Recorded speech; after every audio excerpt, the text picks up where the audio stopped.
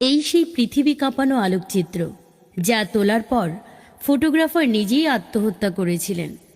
ছবিতে একটি শকুন বসে আছে কঙ্কালসার এক শিশুর মৃত্যুর অপেক্ষায়, যেন মারা গেলেই সে ঝাঁপিয়ে পড়বে লক্ষ্যবস্তুর উপর। ছবিটি তুলেছিলেন দক্ষিণ আফ্রিকার ফটোগ্রাফার কেভিন কার্টার। 1993 সালের মার্চ মাস। দুর্ভিক্ষ পীড়িত সুদান, কোথাও এক ফোঁটা দানা নেই।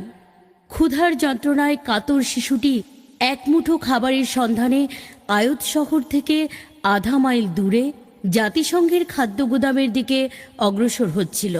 এক পর্যায়ে সে তার মৃতপ্রায় নিথর দেহটি নিয়ে উবু হয়ে মাটিতে মাথা রেখে বসে পড়ে।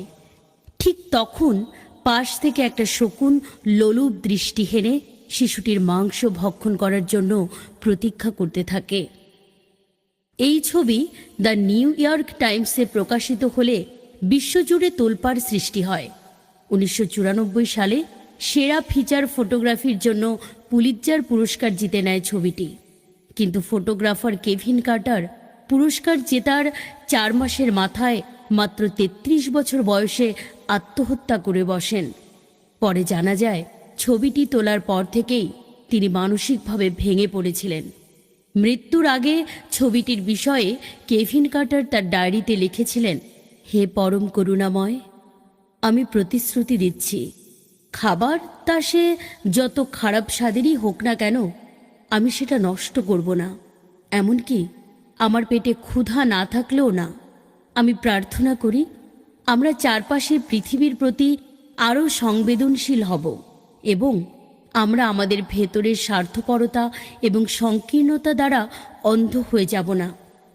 আমি আরও প্রার্থনা করি তুমি ওই ছোট্ট ছেলেটিকে রক্ষা করবে, পথ দেখাবে আর ওকে ওর দুঃখ থেকে মুক্তি দেবে।